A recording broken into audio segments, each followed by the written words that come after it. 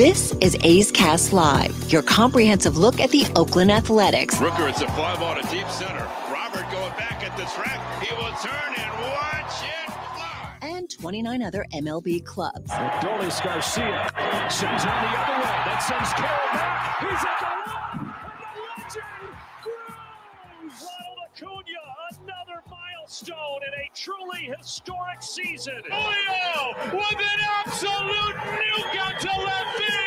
It's Glaber Day. And like a good Glaber, Torres is there. Join us as we take you inside the baseball universe. From humidors to Stuff Plus to walk-off dingers, we have you covered. Spend your afternoon with us, only on A's Cast Live. Here's Chris Townsend. Good afternoon, everybody, and welcome to another edition of A's Cast Live from the field. As the Athletics are going to be taking on the Seattle Mariners, we're going to have a lot of fun today. The shirt, if you follow us and you listen to our post-game show, the A's Clubhouse show, Joe from Monterey, it is here because it's the anniversary. We've got all kinds of details of what happened on June 4th, 1974, 10-cent beer night. On this date, it's absolutely hilarious. We will have that for you. We've got hot takes. It's a hot take Tuesday. Cody, you got your hot take? Johnny got his hot take. Are we ready to go? We do. Johnny's going to be here in about, 15 minutes or so.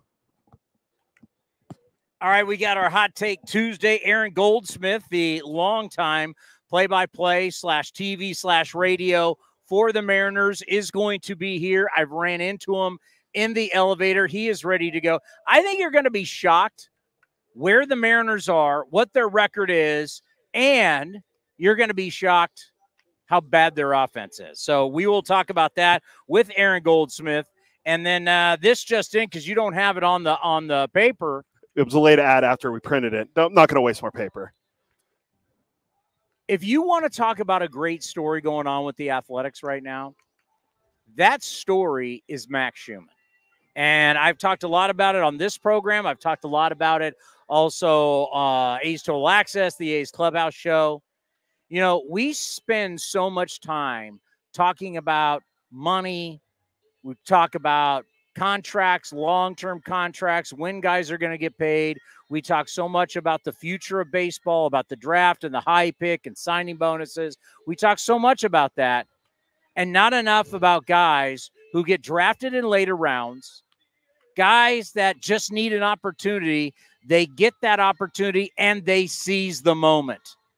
Max Schuemann is one of the great stories so far of 2024. When we last had him on the program, what were we talking about? We were talking about, hey, you're so versatile. You can play every single spot on the diamond, all that kind of thing.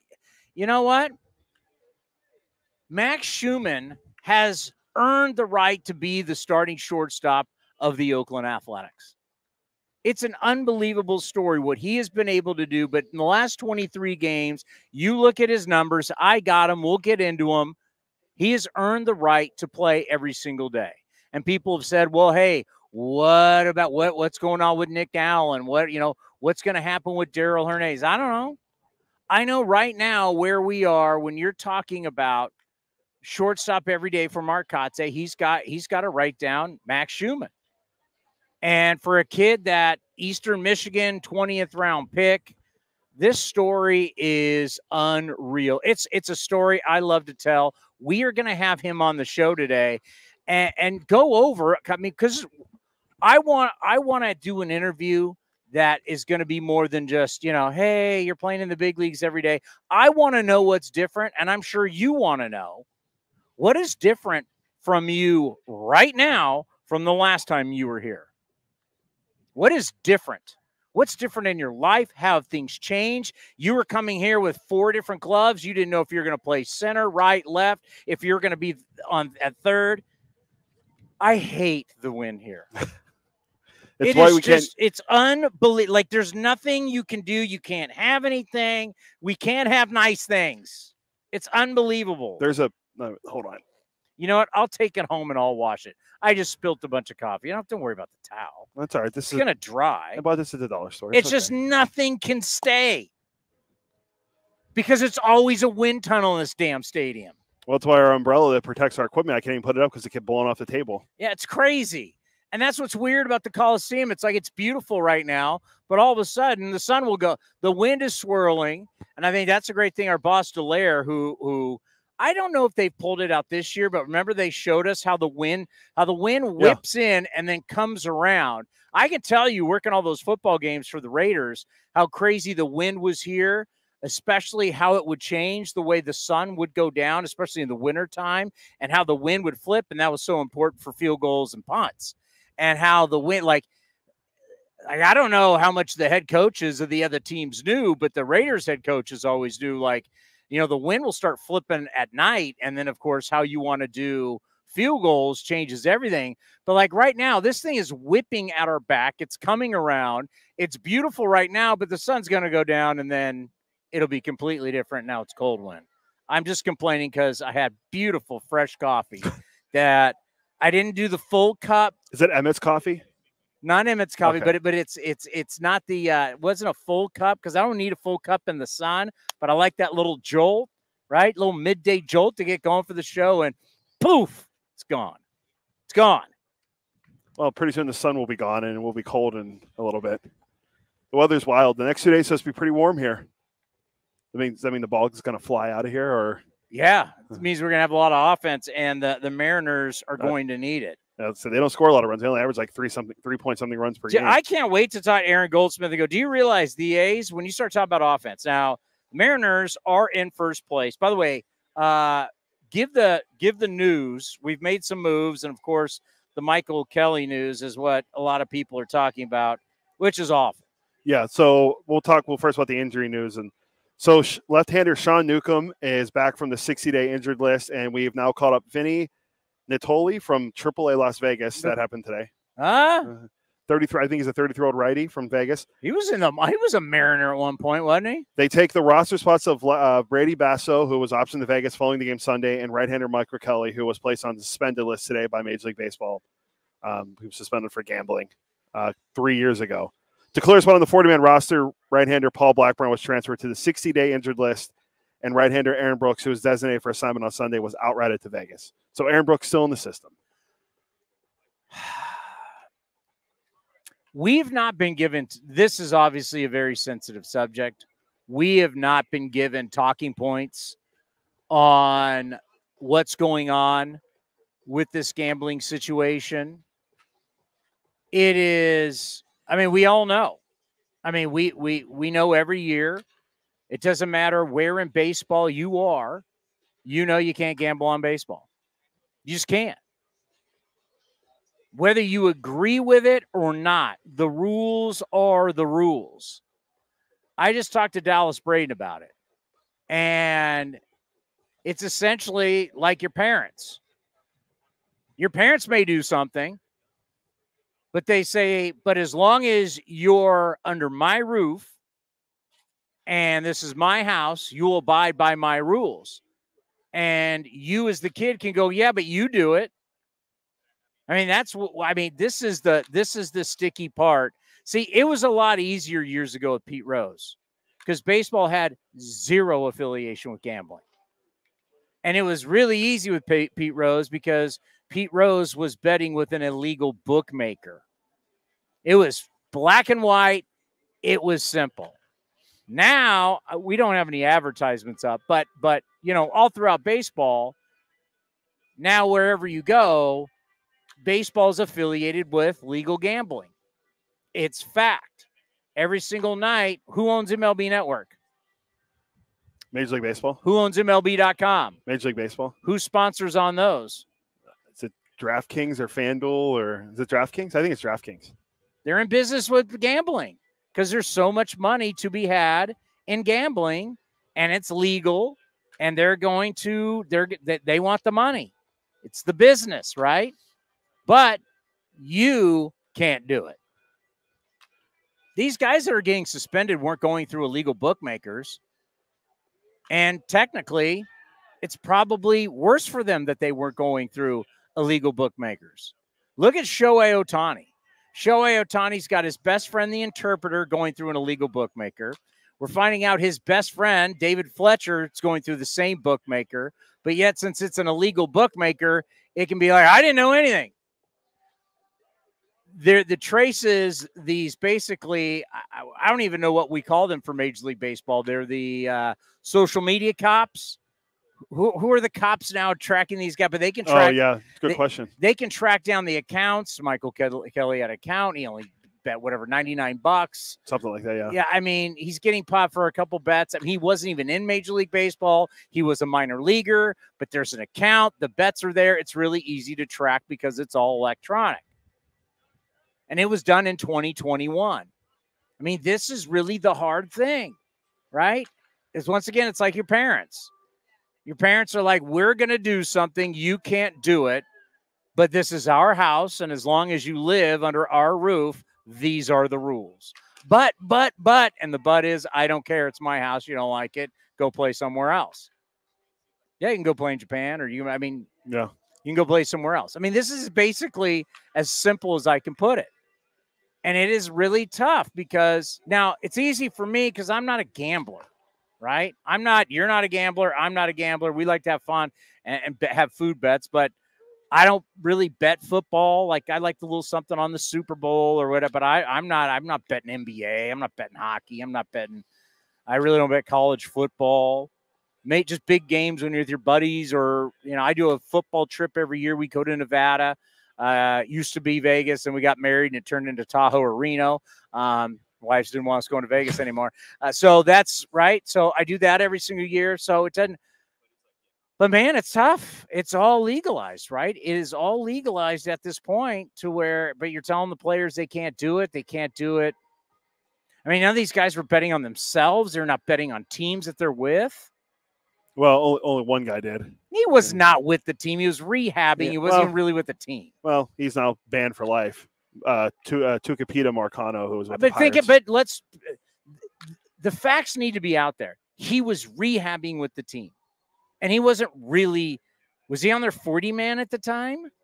I think he was because he was part of their team. Had he ever played a game for him? Yeah, he was in the majors for them. How much? I mean, he played a good – I don't know what the number was. Was this the year he was gambling he played for him? Well, I forget what year it was. Because he was rehabbing because they know when they know it's through your account, they know exactly when you're doing it.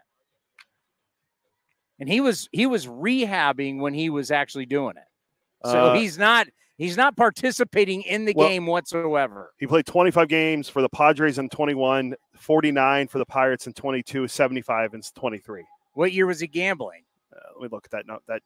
I mean, think about it. What if it's the year he played 21 games? 2021 he was gambling, so he's with the Padres.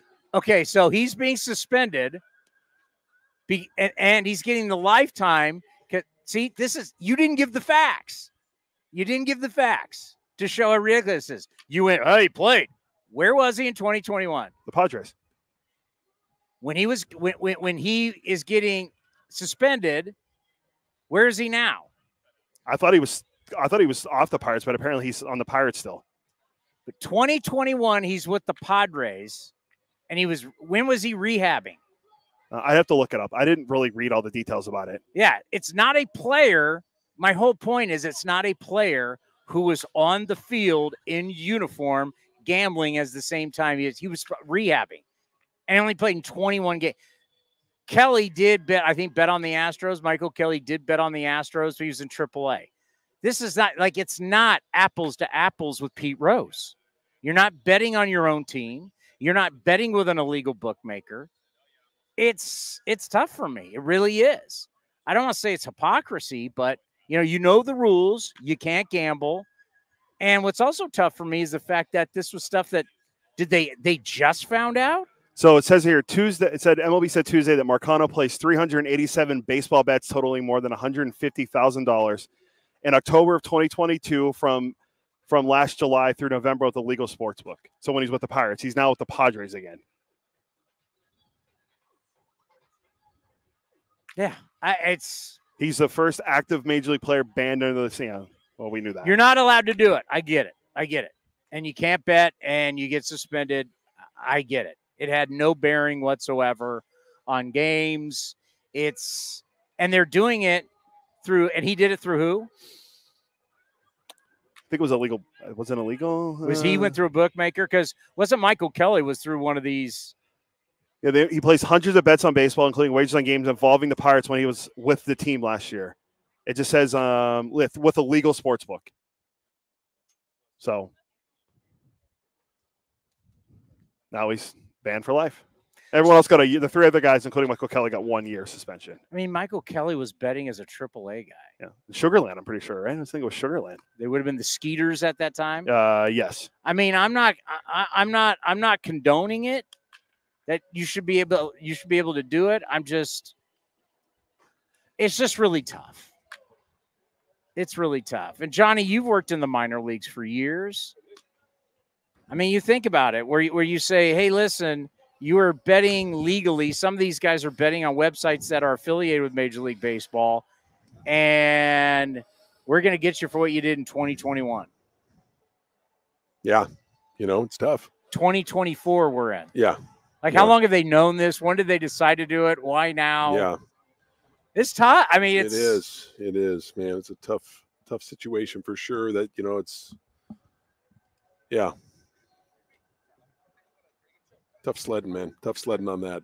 I mean, that's just the law. Just don't bet on baseball, right? The law is just like, can't. Well, yeah. That's where it is, right? With as far as being a well, I put it this way. It's like, and you have your kid. It's almost like you're like, hey, we're gonna do business with them. We're gonna make a ton of money off of them, but you can't. It's like the whole you and I talking about the college. Let me put this. You and I talk about like the college player, right? That wasn't paid for years. Correct. Right? It's remember that? Yes. That's a great example. That's why I expand on it. Right. That's the greatest example. Remember when everybody was getting in trouble? We're paying players. Players are being suspended. Yeah. We're giving the death penalty to SMU. And then finally, someone challenged it. Yeah. It was Ed O'Brien with UCLA, and then they challenged it in court. They won in court, and now we have the system we have. Yeah, but that's it's like, a great example. Because why? Because the whole time you're like, why aren't they paying these players? The school's making so much money off these players. Like, why aren't they paying the players, compensating them for bringing money into the school? It made no sense. Yeah. Golfers, when professional golfers go over and play in the British Open, they can bet on themselves or bet against somebody else when they're playing. Like it. God, I'm glad you brought that up. The college is such a great example how we punish players, we punish the schools, and now we realize, you know what, that was not legal. That wasn't right. I guess I don't know if I want to use the terminology legal, but they could fight it. They knew it wasn't right, and now we have the system where college players can get paid and should get paid. Just not football, just not basketball. You got all different kinds of players that are getting nil money. Yep. It changed the game because all those years the NCAA was wrong. They were. Right now, Major League Baseball, if you're going to be in business with, and we have legalized gambling, it's very tough to tell everybody, like, for instance, you and me, we have no determination on what is going to happen out here today. We have zero. Right? The fact that you put this blanket over everybody the way the NCAA did for so long and saying you cannot gamble. I mean, or you cannot receive any benefits for being a college athlete. You can't receive anything. Hell, you couldn't even get part-time jobs in the off season when I was playing. There were all these rules, the NCAA, that now you look back to where Caleb Williams made like $13 million being the USC quarterback. Yep. They used to tell my generation of college athlete, like at San Jose State, anyone was paying us anything, but they regulated when we could work, how we worked, how much money we could make. You look back at how archaic and wrong that was. I am just, when I do a show, I'm not always going to go, well, Major League Baseball said this way. I have no question. I have no problem questioning authority. I have no problem. It's in my nature. That's why I got a journalism degree, to question why. Yeah, well, here is the thing that just really, really chapped me is like the argument always when I'm honestly, I can remember 20 years ago making the argument for college athletes getting paid. And the argument was, well, they get a free education. I get that. But with the money they're bringing in, as I said earlier, for the school, it's a crime not paying them for their services for playing because you know how many hours in a day it takes with all their studies and everything. It's a full-time job. Know exactly. Of course you do. It's a full-time gig. So so I'm glad they're doing the right thing now. Well, and if things are going to be legal and you are going to take money from these gambling entities, it's just rough for me to say, you know, if we have sports, Major League Baseball, I don't know, has a sports book sponsor. I know some teams have dabbled in it, but when you start talking DraftKings and these type things, it's like you're taking money from gambling, right? You're taking money from gambling, and then you're telling the players who have nothing to, like, you can bet on sports, you just can't bet on the sport you play. Right. It's a slippery slope. I get it. The whole transparency thing. Why exactly? What are you afraid of? What do you, I don't know. I'm not saying we should be able to get, I just want a little more know what, if you are going to take money from them, it's really tough to turn around. If you're going to promote it every night, you're going to promote it on your website, you're going to promote it on MLB Network, which you own, and then turn around and say, Michael Kelly's gone 3 years later after he bet as a minor leaguer in 2021, placing a couple $10 bets. That's harsh. Yeah, I think they're just trying to make an example, just to basically just tell people don't even go there because this is what happens, right? I think it's right. They're just an example. We can profit and we can do it. You can, as long as you live. It's like a parent. As long as you live under my house, these are the rules. Right. There you go. Right. You know that, and our kids are.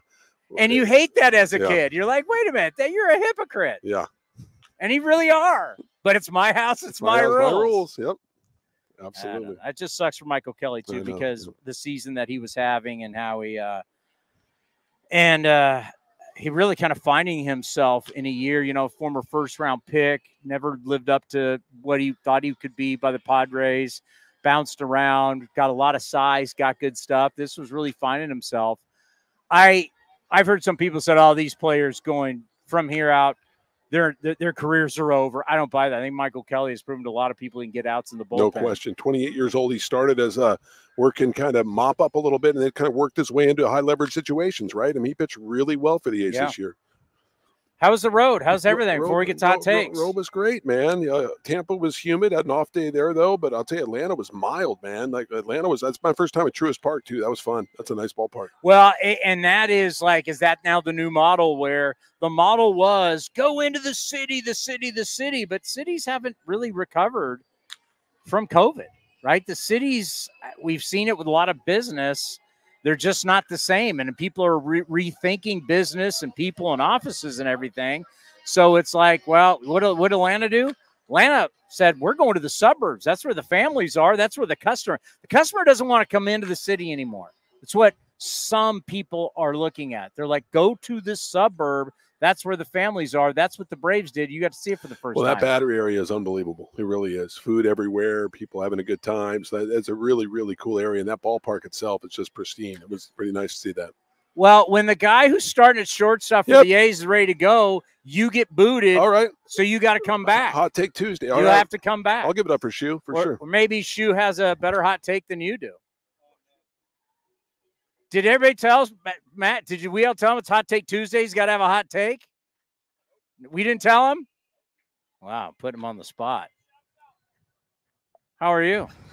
I'm good. How are you? Not as good as you. Yeah. Things are good. Yeah. Thanks for having me on. Last 23 games as a starting short. Do you know your numbers? No, I don't. Do you want to know them?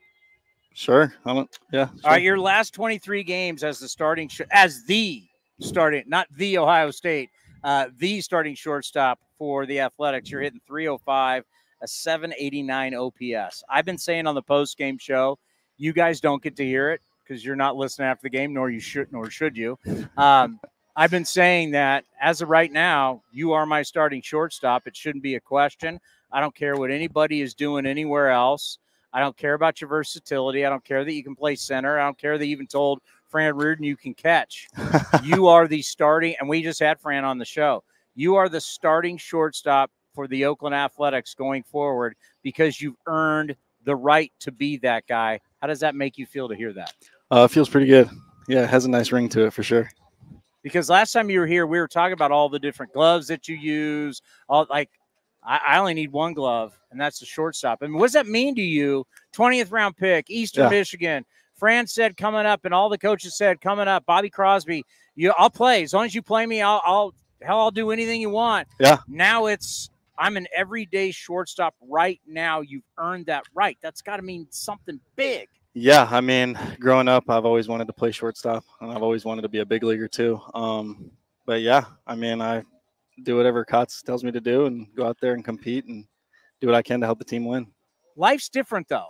It definitely, the way it's not different. The way you prepare, the way you come to the yard, yeah. You know you're gonna be in the lineup. Yeah. And by the way, at one point it was funny. We did a whole thing on this show where we said there's 26 guys on the team, but there's only one guy we have to have, and that's you, because you were the only guy that's ever played shortstop. So you had to be here and could not get hurt. Yeah. When you start thinking about the changes in life of, yes, things have changed because you've got to be prepared every day to play shortstop. So how have those changes worked out? Honestly, I come to the field ready to play every day, no matter what. Whether that's off the bench or anything, nothing really changes in my preparation. Kind of hop around in the field. I haven't been taking as many outfield reps, that's for sure. But yeah, as far as like my normal preparation, my normal routine, it all stays the same, really. Well, Eric Martin told us he stopped working you as hard because he knows you got to play every day. Yeah. Yeah, he's had some good feel with it for sure. But I mean, I want to work. That's how I got here, and so it feels good though, ultimately. So has there been anything from your standpoint that you got to manage, knowing that you are going to play when there wasn't a backup guy to play, that you got to play all 9 innings every single game? Yeah. Was there something with your body or your preparation? What did you manage? Yeah, there's a learning curve with that. Just whether it's extra work with Cuffy, or, talking to the trainers or talking with Sean about maybe a massage every once in a while. That's really the main thing, is just staying on top of my correctives and stuff like that, and just making sure I can get my body ready to play every single day. Is there anything that has happened to you that you were in the minor leagues and you thought, man, if I'm in the big leagues every day, it's going to be like this? Yeah. Now that you're here every day and you're playing every day, is there anything you go, wow, I didn't know it was going to be like that? No, not really. I kind of like daydream about this kind of stuff. So like I kind of envisioned it.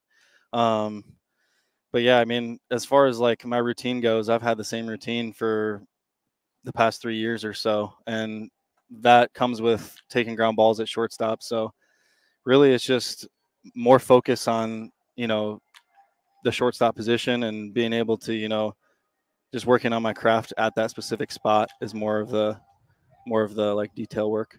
Yeah, there's a lot of detail work. Yeah. And there's like, and it's just, to me, you tell me, I've never played shortstop in the big leagues, but just the speed of everything. Talk about the speed.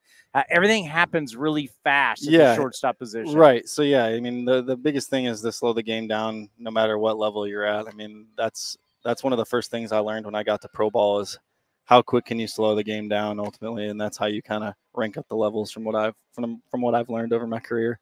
But yeah, it can definitely speed up on you at times, but you just got to find a way to slow the game down. And, I think ultimately if I do my preparation before the game and I nail my routine, I can, live with the results, whatever it may be. We like to talk about guys' versatility. Hey, everybody can play everywhere, but just how much easier is it for you when the second baseman, each other's tendencies, and then also knowing the third baseman? I think about Simeon and Chapman all those years. How much easier is it for you when you're so comfortable with the guy to your left and your right? Yeah, it's nice. Geloff works, just as hard as me. So we kind of push each other every day, whether that's on or off the field, really. So that's been really fun. And that goes back to the minor leagues too. I've seen him have success. He's seen me have success. So it's been a fun process for sure. All right. series to series when you're playing every day. Yeah. Have you noticed everybody has patterns? You have patterns as a player. They're watching you. There's people constantly watching, trying to figure out how to get you out. Once again, you're hitting 305 in the last 23 games. Have you started to see a way that they're starting to pitch you, and then you go from like one series to another and go, they're kind of doing the same thing as the last guys were trying to do? Yeah. There's all types of sequences, really. Ultimately, I just try to go out there and compete. And like I said, if I nail my routine before each game, then I can live with the results, right? So ultimately, it's just try to be on time for everything and just go up there and compete. You know, that's what the pitcher's trying to do. They're trying to compete to get me out. And if I can put together a good at-bat, you know, I'm hitting in the 9-hole, right? So my goal is to get on base and kind of set the tone for the top of the lineup, essentially, to, you know, help score runs, because that's the ultimate goal, is to score runs, and you win ball games by scoring runs. So you gotta like kind of hitting ninth, because you're gonna see a lot of fastballs. Yeah, I mean, let's go. Yeah, it changes. It varies from series to series. You know, I think a lot of guys want to get ahead, so that's the goal, is to just compete. Are you using a lot of technology, a lot of the video, a lot of stuff that's really at your disposal? Yes and no. It can kind of be overwhelming at times, for sure. So just managing that is, you know, it's a learning curve with that too. So it's been fun, and it's kind of nice to like have access to everything, for sure. You learn a lot about, you know, pitchers' tendencies, whether that's on the base paths or at the plate too, you know. So you can look for everything and kind of get an idea of what these guys' tendencies are. I know you got to keep your guard up. I know you got to keep your edge, but let's be honest, man, there's 30 jobs. I mean, when they talk about it all the time, there's only 30 GMs, there's only 30 managers, there's only, you know, if you're playing every day, there's only 30 Senate. I mean, there's certain positions in sports. Quarterback, if there's really only 32 starting quarterbacks, shortstop's a big deal. You're the captain of the infield. You're known as one of the best athletes in the game. There's only 30 of these jobs, and you got one of them right now. It's crazy to think about it that way. I haven't really thought about it like that, but that's why you come on this show. That's pretty cool. Yeah. You're damn right. It's cool. You play shortstop every day. It's okay to go, you know what? This is awesome. Yeah. Right? It's awesome. You play fun. shortstop every day. Yeah, it's great. You know, and I'm just going to say this, and we'll end on this because I know you got to go. Yeah. This right now is your job. Yeah. Like, no matter what's happening below the system, because that's always like the thing, you've always been a part of the system. Right. Think about that. You've always been where are we going to put Schuemann, and where are we going to put this guy, and where, you know what I mean? Right now, at the top of the food chain, it's yours. And the great thing about at this level is if you play well, it's always yours. Yeah. So you know what? You've earned that right. Good luck. Yeah, I appreciate it. I think I can't remember the last time I was pulling harder for a guy. Just the story is the story, right? Yeah. You're the American dream. That's what it's about. There's only 30 shortstops, and you're one of them. You got the gig. That's why you work hard right there. As Bill Parcells says, it's why you lift all these weights. It's why you run all these sprints. That's why you work hard. It's been awesome watching. Yeah, I appreciate it. We got more coming up next right here on A's Cast Live. Thanks for having me on. Whether it's a midweek trip to the ballpark to catch a game or a weekend of baseball for the family, grab your tickets for an A's game this season. Secure your seats today for all the biggest matchups, fireworks, drone shows, giveaways, and more. Don't miss out on all the things happening this season. Rose and Seth. It's a drive into center. It's deep, and Straw is back at the track. He will turn and watch it fly. So grab yours now at athletics.com/tickets. That's athletics.com/tickets. Where does one community end and the next begin? Across the railroad tracks? On the other side of the river? Is it between the east side and the west side? At Comerica Bank, we believe it's all one community, and we're all part of it. That's why Comerica has invested over $20 million for affordable housing, financial education, and workforce development in lower-income communities. Because when we raise expectations for everyone, we all rise. Member FDIC, Equal Opportunity Lender. Baseball season is officially here, and there's no better time to build your collection of Topps trading cards.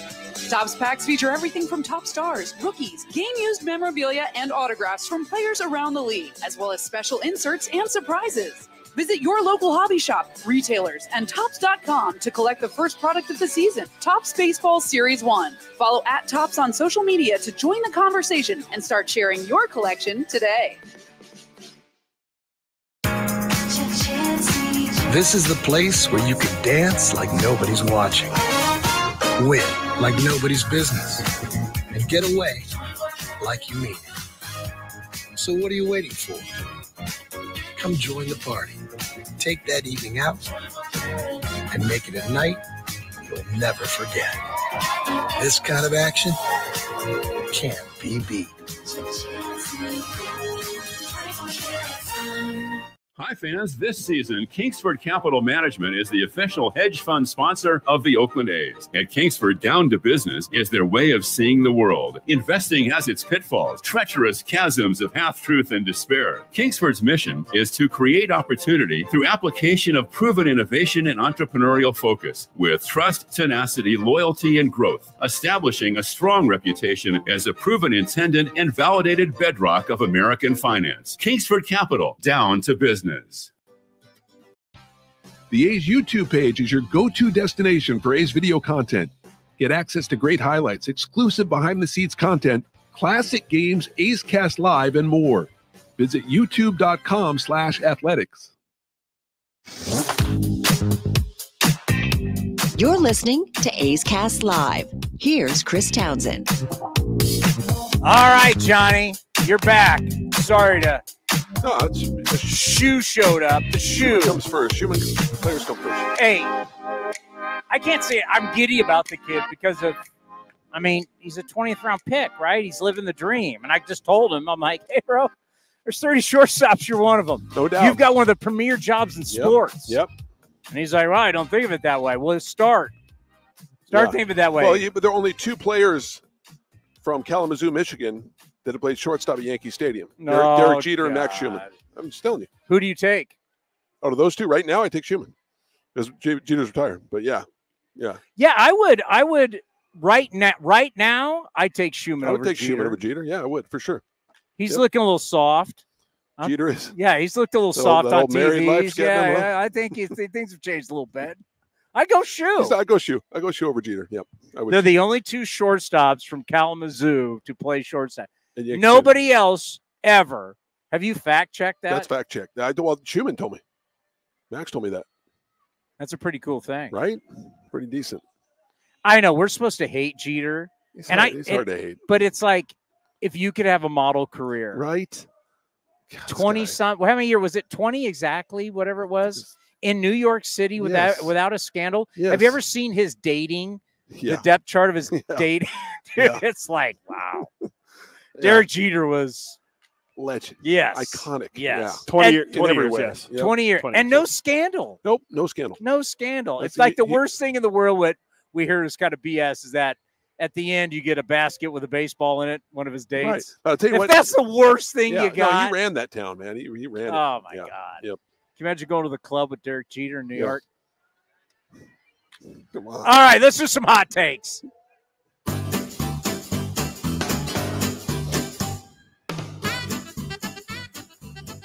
Every once in a while, you hear a really good sports hot take. Mark this and remember what I told you. The Yankees will not win the World Series. Then you hear some really bad hot takes. I'm calling it now. There will be a collapse in Milwaukee, and the Chicago Cubs will catch them. Angel Hernandez retiring is bad for baseball. The Astros will still win the AL West. Oh, my God. Well, how's that working? Live, all takes are hot takes. It's time for Hot Takes Tuesday with Chris Townsend, only on A's Cast Live. I feel like I'm on Main Street Disneyland and the little jamboree guys. There is nothing like Hot Take Tuesday. Nothing. All right, what do you got? Scoot over a little bit, would you? Yeah. Mind your. All right, there we go. Your space. There we go. Where are you going, Johnny? Are we? Am I up now? Yeah. Am I up right now? Yeah. Okay. My hot take. It's you got a game to call tonight. It's interesting you had Max Schuemann here because this is my Max Schuemann take. I have a hot take on Max Schuemann. Did you know there's only been 2 shortstops out of Kalamazoo played at Yankee Stadium? Well, let me see. Schuemann and Jeter? Yeah. How about that? So here's my hot take on Max Schuemann. My hot take on Max Schuemann is that late September, Max Schuemann, or when they do the voting, Max Schuemann will finish in the top 8 for American League Rookie of the Year. That's my hot take. That is my hot take. He's not even talked about for Rookie of the Year. No one's even talking about him. To make it a hot take, can we go top 5? Let's go top 5. All right, top 5. Top 5. Top 5. Anyway. All right. So, what do you got on that? First of all, what do you got on that? I think it's a hot take because right now he's not even on anybody. We can't gamble according to baseball, but if we went to the site they're affiliated with, we could. He's not on. He can't be on anybody's radar right now. There's no way. Yeah, I mean he has not talked about for Rookie of the Year, so I'm just saying that's a pretty hot take. Yeah, Max Schuemann. That's one of those takes that you can't lose, right? Like if he is, you look like a genius. If not, you're back in the kid. It's not Angel Hernandez take. No, you're right. Yeah. Well, and by the way, that take got challenged. By the way, it sure did, and that's a subjective take too, right? I mean, you can't say. First of all, yeah, it's an opinion, right? and also, Cody, you're going to want to get in here. We a challenge flag. Bill Belichick went to the ankle and challenged the flag because. After you did hot takes, Dallas Braden later went on NBC Sports California and did the exact same hot take. Yeah, so we're wondering what's being challenged is that really your take? Yeah, well, it was both our takes. Yeah, it was both our takes. Yeah. Yeah, hot take has got to be your take. Yeah. It can't be a group like Cody and I don't get together and go, Cody, what are you thinking? Yeah, fair enough. Fair enough. So Dallas kind of outed you because the verbiage was so similar. Yeah. Right? Yeah. It's kind of like you're Towny and that's David Fletcher, and we both know you're gambling with the same guy. That is a terrible analogy. That's a terrible analogy. It's like we're all in the Angels clubhouse going, of course they knew who was gambling. What? Fair enough. Okay. Fair enough. Commander, can we all get in here? Can we all get along? Yeah, here we are. We're all in Sure. here. All right. I went back with a couple, but I settled on the one that was probably the most lukewarm. Seth Lugo will win the American League Cy Young Award. That is not. I'm telling. By the way, I am really looking forward to in our third inning hit. We're going to be going over this. This series is great, by the way. Yeah. I thought the biggest story for Commander would be Peter Bendix going up against his old team today. But Guardians Royals. Yes. This is the series to watch right now. And this is a lot of fun because both these teams, their run differential off the charts. But Lugo's looking to become the first 10-game winner. 6-0 he's 6-0 road starts. I don't think that's a hot take. It's not even a lukewarm take. I think that would have been a hot take at the start of the year. No question. April 7th, I would have been that's a right hot now. Take, That's Captain Obvious take. Hey, California's near ocean. Oh, really? I was too afraid to go with my. It snows in Tahoe. That's crazy. No, crazy. Doskow's got a big nose. Wow. Oh no! I never noticed. I never noticed. It's your face. Johnny just rips my research off on the air and credits someone else for it. That's all right. I did. I credited Melissa Lockhart on that, didn't I? I did the research on the 2 A's hitters that have 4 hits in a game, and he said Melissa did it. That's my fault. I'm sorry. Sorry, buddy. You know, we complain how we do such great work and we get no credit. Yeah. Right. We're like the little kid that's always like, look at us. And then you go do something like that. It proves our point. Right. We do all this hard work and the people are like, you gave the Athletic credit. If I would have known that he had said it first, come on. I mean, I love Melissa Lockhart, but this is my guy. Come on. Yeah, but live on the air. Yeah, you went Melissa Lockhart and did give Cody the credit. And Cody is affiliated with A's Cast, which is this program. But at that time, I didn't know Cody. Which is right now. I mean, if you're betting long term, I'm betting more on A's Cast than the Athletic. No offense. That's I'll say lukewarm. I don't know if the New York Times will be sticking with that forever. But anyway. By the way, I know he's not here, but Ray Jensen wanted me to give this one, the Karate Kid. Luis Medina will be top 5 in the American League in ERA and strikeouts by the end of the season. That's hot, but top 5? He's already 2 months behind. That's top 5? That is a blazing hot take. Wait, a top 5 in what? Yeah. American League in ERA and strikeouts by the end of the season. ERA and strikeouts. That is a major hot take. You are so far behind. Blazing hot. You are so far behind. Yeah, he's 2 months behind because we're already in June. I like it, though. I like it. I like the way he thinks. So, all right, what's yours? I should have used my Blake Snell one. I'll save it. Save that. I'm not a fan of these guys. I don't like the Mariners. I think their moose is stupid. I think it rains all the time. I think the Pacific Northwest is highly overrated. Oh, come on. All the restaurants are basically the same. Oh, my Nobody has a tan. I'm not a huge fan. I've stood on the sidelines, Raiders, Seahawks in pouring rain for multiple years and went, this place sucks. What's So that? what do you got? Lumen Field, right? Lumen Field is what it's called now. What's your hot take? These guys can't even hit. Do you know the A's are better offense than the Mariners? I saw my friend Jerry DePoto today. They're averaging 3.8 runs per game, the Mariners are. You ready for the hot take? Yeah.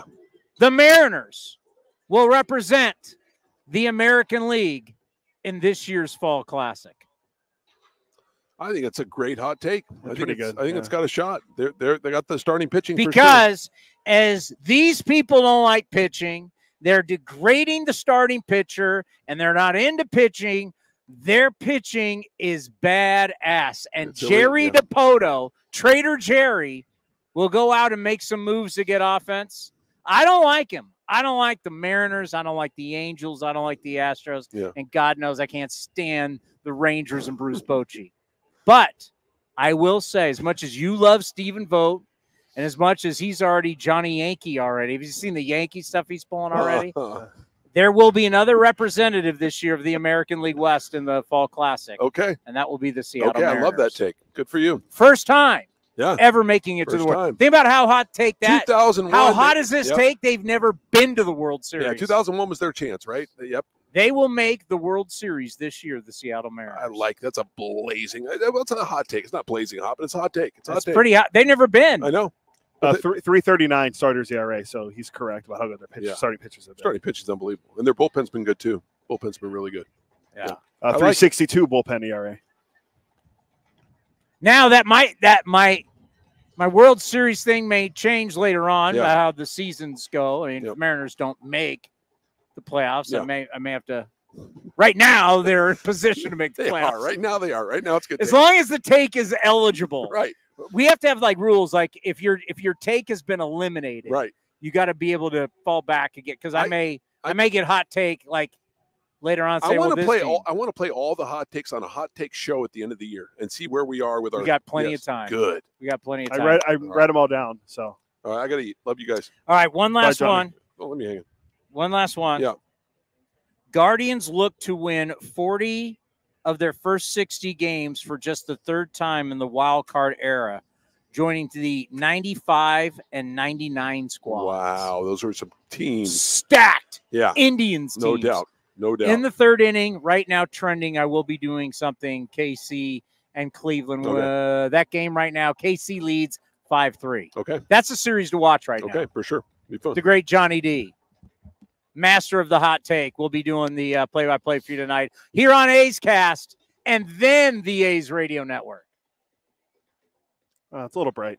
Maybe a little too bright. That's when this is the awkward time of the day when the sun is coming right through the light tower.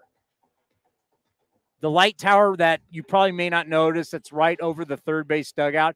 The sun is going through the tower. It's actually pretty cool, but it also means there's sun going through the metal of the light tower, shining on us, and it's very weird. Yeah, and I have a white shirt on today because I wanted to keep cool. And then it'll move, and then the sun will be called beaming. A veteran move, by the way, Cody. I was looking at all the Link Soul polos I could have worn. I was like, they're all dark. A lot of them are dark. Yeah, I don't want to do dark. And I knew it was going to be hot. By the way, you're talking about the Mariners rotation. 19 consecutive scoreless innings. Starters have thrown 5+ innings in 22 consecutive starts. 5+ innings. So this is the first time the Guardians and the Royals are meeting this year.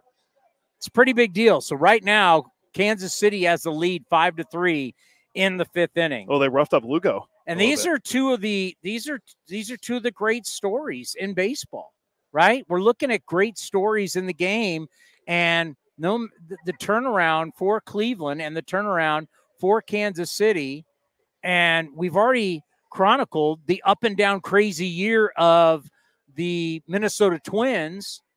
I mean, really, one of the most entertaining things in our game this year has been the American League Central, which no one would have thought of. Well, give them credit a little bit. The White Sox are a mess, but at least they're entertaining. They're entertainingly bad. We didn't even have time to get through that. Yeah, they've lost 11 in a row. They're on pace to set the worst run differential in the history of baseball. They're on pace to set the most losses in a season in baseball history.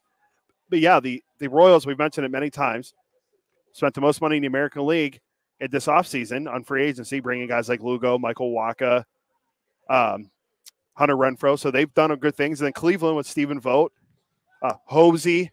Your hot take last week is he was going to win the American League. He's going to be the MVP. MVP. He's been great. I mean, they're starting pitching. They lost guys like Bieber. Tristan McKenzie's not been great. He's been, hurt coming off his injury, and they still are figuring out ways to win. And Emmanuel Clase was the American League reliever of the month, looking up a run. So it helps that they have a good bullpen, too. Yeah, he's got a 0.31 ERA, 18 saves, 29 Ks, and 2 walks. That's pretty impressive. Meanwhile, that could be the bugaboo. Hello, Jessica Kleinschmidt.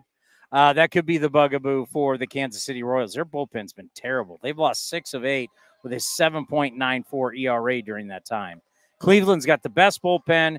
Kansas City, not so much. But Kansas City has the lead as we speak. By the way, I like, and we can just tell everybody why, I like this camera angle where you're getting us from the waist up. Yeah. And we're standing now because these seats are they're just not comfortable. It's not good for the old back. It's not good for the old back.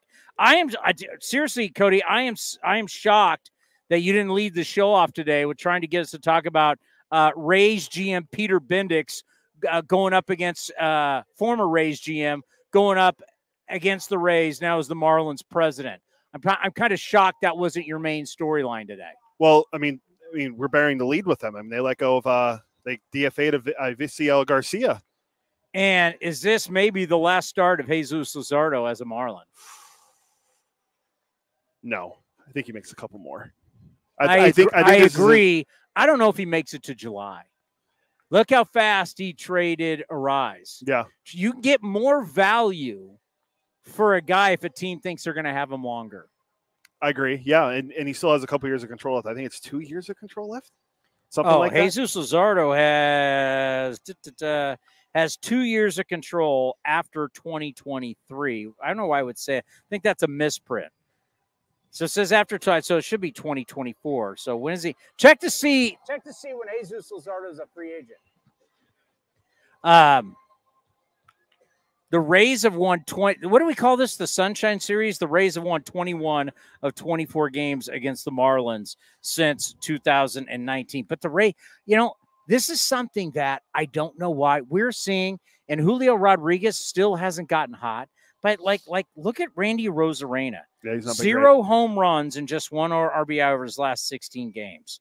He's hitting $162. Yandy Diaz is hitting 159. 2027 for Jesus Luzardo. Free agent in 2027. Yeah.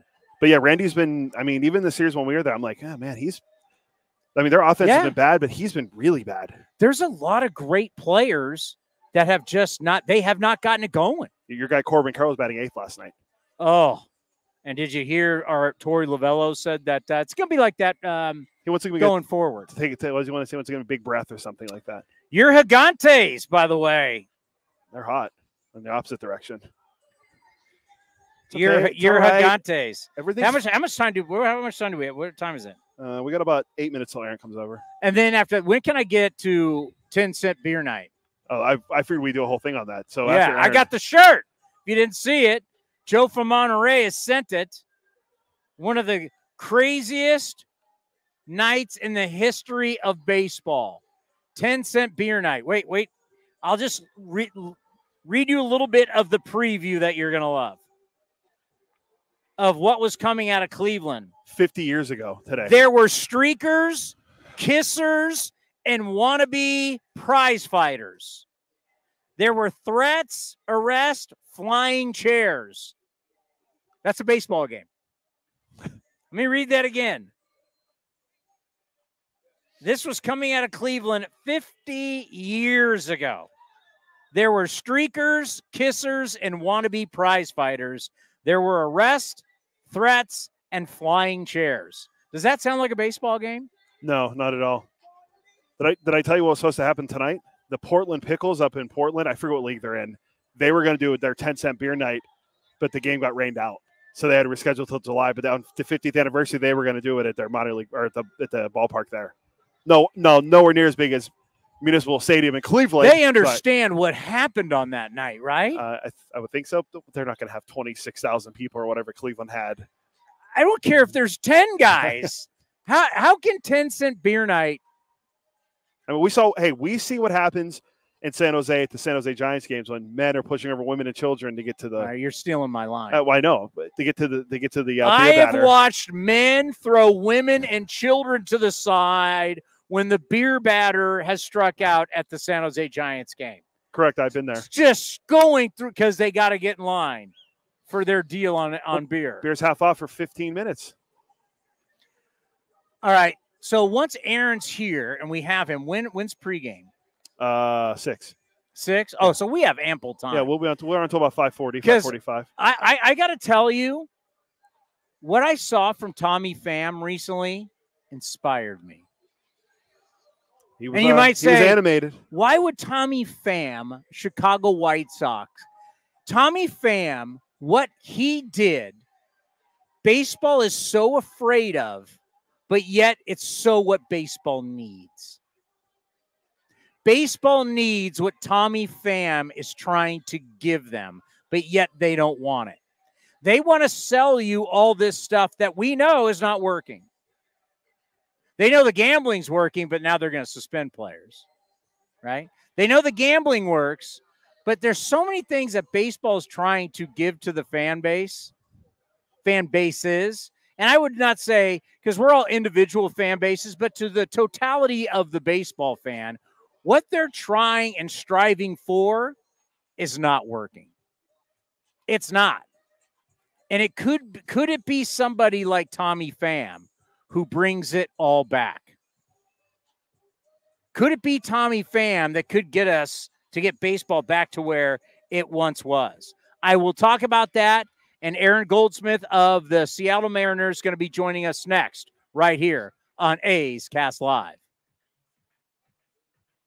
This is Chris Townsend. I'm proud to announce our year 2 partnership with Link Soul. They've changed my wardrobe, and they can do the same for you. And right now, their spring collection is fabulous. Natural fabrics and versatile styles, perfect for this time of the year. And they want to introduce their performance line for golf, premium for on-course apparel design, and to keep you cool and dry. Check it all out, linksoul.com. That's linksoul.com. Remember, look good, play good. Where does one community end and the next begin? Across the railroad tracks? On the other side of the river? Is it between the east side and the west side? At Comerica Bank, we believe it's all one community, and we're all part of it. That's why Comerica has invested over $20 million for affordable housing, financial education, and workforce development in lower-income communities. Because when we raise expectations for everyone, we all rise. Member FDIC, Equal Opportunity Lender. Being a Chevron car these days has been quite the adventure. Miami to Seattle, ocean to ocean. I've stopped at so many states and collected so many bumper stickers. Sometimes I feel like a moving passport book. It's just so great what I can do with Chevron with Techron, because it gives me unbeatable mileage and keeps my engine clean. Plus, there are so many Chevrons along the way. Now the only thing I'm worried about is where to go next and where to put all my new bumper stickers. Chevron with Techron, fueled by possibility. Baseball season is officially here, and there's no better time to build your collection of Topps trading cards. Topps packs feature everything from top stars, rookies, game-used memorabilia, and autographs from players around the league, as well as special inserts and surprises. Visit your local hobby shop, retailers, and Topps.com to collect the first product of the season, Topps Baseball Series 1. Follow @Topps on social media to join the conversation and start sharing your collection today.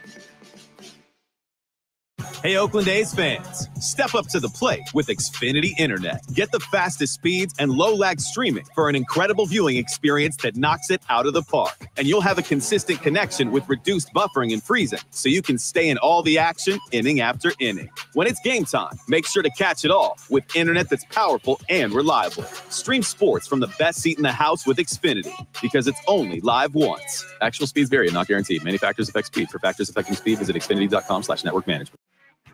If you haven't been to the Chicken Pie Shop in Walnut Creek, what are you waiting for? You're going to love the new menu, and it's a great place to watch all the games. Come taste their world-famous chicken pie that has been served in Southern California for 86 years. They have a new spring menu with special dishes and a full bar with new delicious spring cocktails. Spacious indoor and outdoor dining, perfect for your next corporate party or birthday celebration. Don't forget free parking. For more information, go to chickenpieshopwc.com. That's chickenpieshopwc.com. Nestled in the hills of San Jose, minutes from Silicon Valley, Cinnabar Hills Golf Club offers 27 holes of championship golf, a first-class pro shop, practice facility, and great food in the grill. This time of year also means family and business get-togethers. Let the folks at Cinnabar Hills make your event unforgettable while enjoying their award-winning venue. It's all there for you. Championship golf, a great space for any events, and incredible food. See it all at CinnabarHills.com. That's CinnabarHills.com. Hi, fans. This season, Kingsford Capital Management is the official hedge fund sponsor of the Oakland A's. At Kingsford, down to business is their way of seeing the world. Investing has its pitfalls, treacherous chasms of half-truth and despair. Kingsford's mission is to create opportunity through application of proven innovation and entrepreneurial focus with trust, tenacity, loyalty, and growth, establishing a strong reputation as a proven intended and validated bedrock of American finance. Kingsford Capital, down to business. Whether it's a midweek trip to the ballpark to catch a game or a weekend of baseball for the family, grab your tickets for an A's game this season. Secure your seats today for all the biggest matchups, fireworks, drone shows, giveaways, and more. Don't miss out on all the things happening this season. Rose and Seth. It's a drive into center. It's deep, and Straw is back at the track. He will turn and watch it fly. So grab yours now at athletics.com/tickets. That's athletics.com/tickets. This is the place where you can dance like nobody's watching, win like nobody's business, and get away like you mean it. So what are you waiting for? Come join the party. Take that evening out and make it a night you'll never forget. This kind of action can't be beat.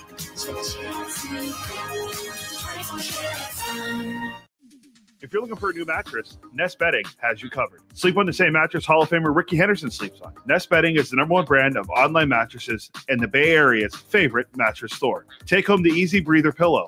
The New York Times calls it their #1 pick. You can navigate their easy-to-use website, nestbedding.com. That's nestbedding.com. Green and Gold fans, use the coupon code Oakland and you get 10% off your entire order. Nest Bedding, love where you sleep. Looking to stay up to date on all things A's? Head over to athletics.com/A'scast. That's athletics.com/A'scast to listen to A's baseball in full 24/7 coverage of the A's, only on A's Cast. With a single click, you can stream great shows, live pre- and post-game coverage, and of course, all the great action of the A's this season. Head to athletics.com/A'scast today.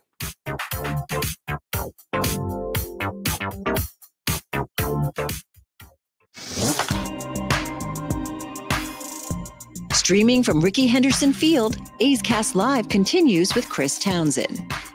You know what the worst thing in the world is? Aaron Goldsmith from the Seattle Mariners is here. Are you still Fox Sports? I moonlight. He's collecting checks from multiple people. That's how it works. When you're super talented, you have multiple people that pay you a lot of money just to show up for certain games. You're not when you're in a contract, they can tell you when and where to show up. When you're an independent contractor, you set the rules. That's why I'm here right now. Yeah. This is what you guys do for me. You're big league. You know what pet peeve is? When your friends go on this exotic vacation and then they text you while they're on vacation. Hey, can you put our trash cans out? Hey, can you? Yeah. Okay. Great. I'm working. I'm busting my butt. I got to work every day. My vacation is this. They're in Mexico City. Now you need to lug my butt over to take your trash cans out? Where's this coming from? Is this a Cody thing? I just got texted. Oh, I'm sorry. This segment's off to a good start, though. Not a me thing. My wife's going to Scotland tomorrow, so it's going to be just as bad. Okay. Yeah, she's going to Scotland, Taylor Swift, while he's here in Oakland.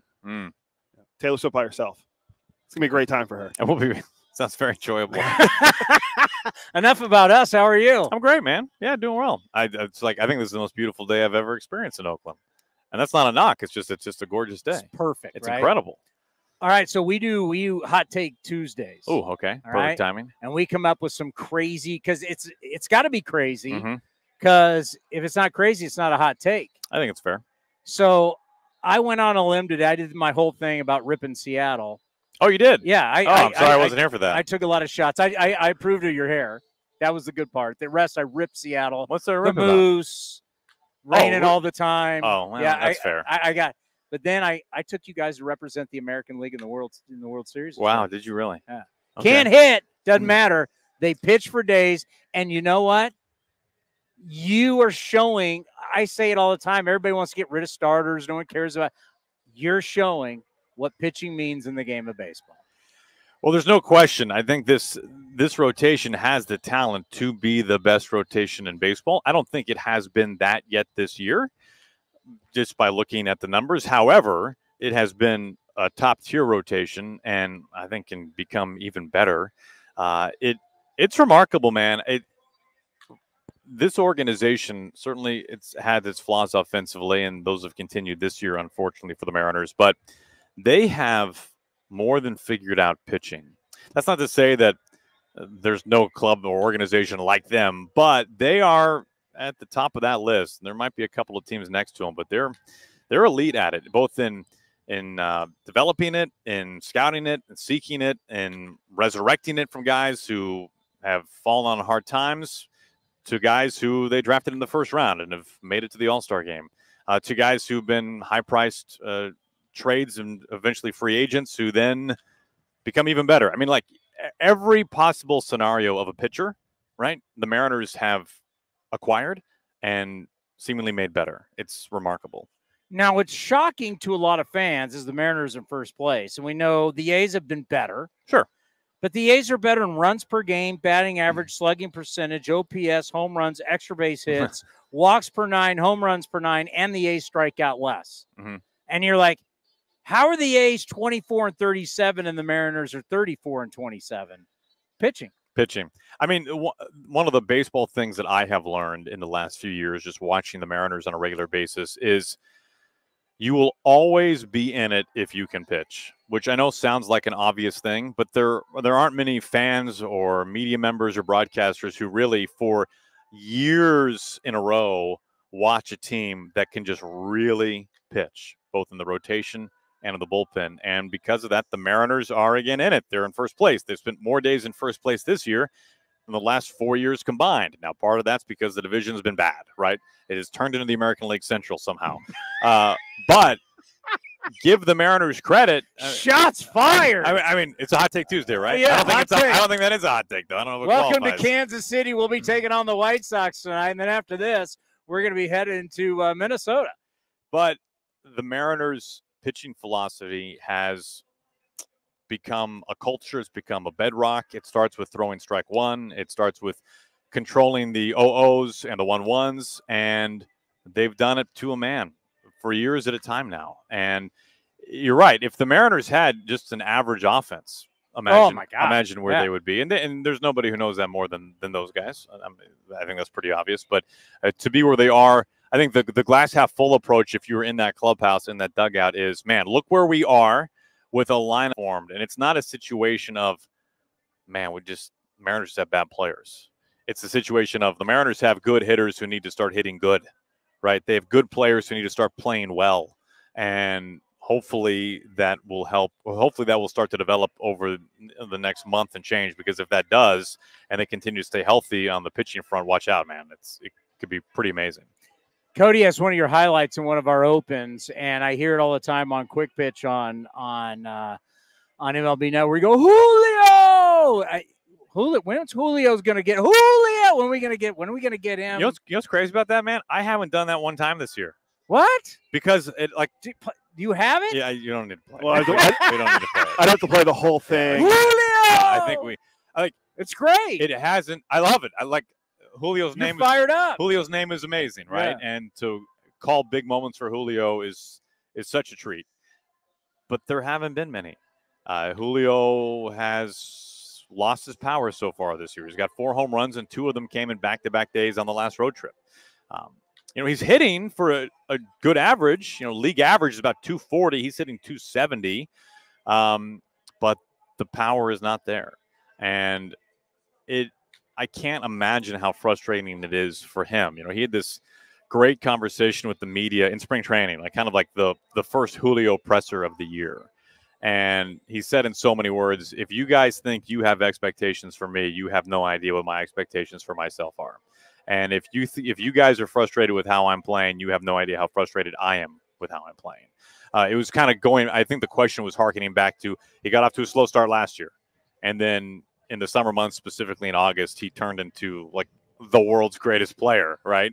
And it's been this is the third straight year he's got off to a slow start. Now, some of that's a little unfair. He was 21 years old when he debuted, so I think a lot of 21-year-olds get off to a slow start in that particular season. But it's been a pattern, regardless, in 3 seasons with Julio. But you've seen it. We've all seen it. When he gets right and when he starts catching the ball in the front of the plate, the ball flies, man. And 2020 season his rookie year, 30-30 season last year. How many guys can you say, yeah, if he had a 40-40 season, that wouldn't shock me, right? And Julio's in that camp. No doubt. Yeah, and it just and it hasn't happened. Well, you fire the bench coach, offensive coordinator. What was his title? Yeah, that's exactly offensive right. Coordinator. Both those titles. Was he looking down at a right flag ZY8? What do you think needs to happen? Does it have to come from outside the building? Is it Jerry DiPoto bringing people in? How do you get the offense going? So, first of all, I think there was hope when Brant Brown was hired that someone from the outside would help to galvanize things. Right? Brant had and continues to have a really good reputation in this game. Has worked with a lot of great hitters with the Dodgers and the Marlins, and it did not work. I have in the DiPoto service regime or era, which I believe this is year 9. We haven't seen them let go of a coach in the middle of the season. Now, there have been clamorings to do so because this is not the first year the Mariners have struggled offensively early in the year, and the Mariners have doubled down to their process, and they haven't done it. So what does that tell us? What it tells me is that they tried to have some type of conversation, probably more than one, with Brant Brown on how we want to change things. This is not working, and that change did not come at the rate that they had hoped, right? And that they looked at the calendar, they looked at where they were in the division, and they looked at their starting pitching, and they said, you know what? There's still time to right this thing, but it's not going to happen with this current coaching. So they made a change. So I give them credit for taking action, and certainly an action that they felt is right, and maybe it will be right. Hopefully for the organization, it will be the right decision. Certainly was a tough one, right? Is to have somebody fired who just joined the organization 2 months into the season. But to get to the other part of your question, what has to happen? They've been pretty forthright about it. They're trying to simplify. They're trying to simplify what they do. I think they're trying to get on the fastball more. To my eyes, it looked like there was a time where all they hit was the fastball, and they really struggled with spin. And then I think more to what my eyes told me was then they got to the point where like, hey, we got to start hitting some spin. And then they got in between. Like, it's a broad stroke, I realize I'm painting with, but collectively, they got off the fastball and they weren't hitting the spin. And so now they're in no man's land, right? So simplify, get back on the fastball. And it's funny, you look at what they did against really high leverage relievers in the month of May, and they had some really good success against some of the best bullpen arms in baseball, and they just got handed it to them by starting pitchers. They did a 16-game stretch where there was only one game that got more than 3 runs off the starting pitcher. That was Patrick Corbin, and those 4 runs. So that changed against the Angels. Now, the Angels are not a great team, right? It's only 3 games. Whether they were great or terrible in those 3 games against the Angels, we all know baseball well enough. You can't judge anything off of 3 games. But I think part of the emphasis is simplify it, get on the fastball, and you got to get a different game plan against starting pitchers because they're playing from behind early too many times. Or if they're not behind, it's a 1-1 game, a 2-2 game. It's close, and they need to be able to get ahead and actually knock a starter out with some runs on his line. Do you remember back in the day? Didn't happen all the time, but if there was ever a time you went somewhere and everybody got there, whether it was like a club or a party, and you didn't get in. Like when you're that never happened to me, but I know you're when you're young in college. Yeah. That never happened to me, but I'm trying to be nice to Cody. Yeah, I understand that. You know what I'm saying? I'm wondering, did the Mariners learn anything from last year or feel anything from last year? Because they were there at the end. They saw everybody go in, and they stayed home and didn't get to go into the party. Well, yeah, I'll tell you what they learned, and I think it kind of circles back to the coaching change. They learned that games in April and May are just as important as August and September. Boom. I mean, that's what they learned. They got off to a slow start last year. They had a torrid month of August. I believe it was 21 games they won, and then they cratered in September. And all of the goodwill they built up in August was lost in September, coupled that with a slow start. And so they're looking at it now as, hey, we got a 4.5 game cushion in the division. They're in first place.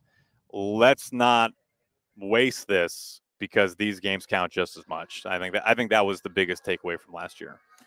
Yeah, because that's tough. And we learned and we benefited from it, but it's 2012, right? We reeled the Rangers in. Last game, Josh Hamilton, it was a legendary game. We ended up winning the division on the last day. Hamilton boots the ball there. Rangers just had to win one more game at the beginning of the year. They're never even in that.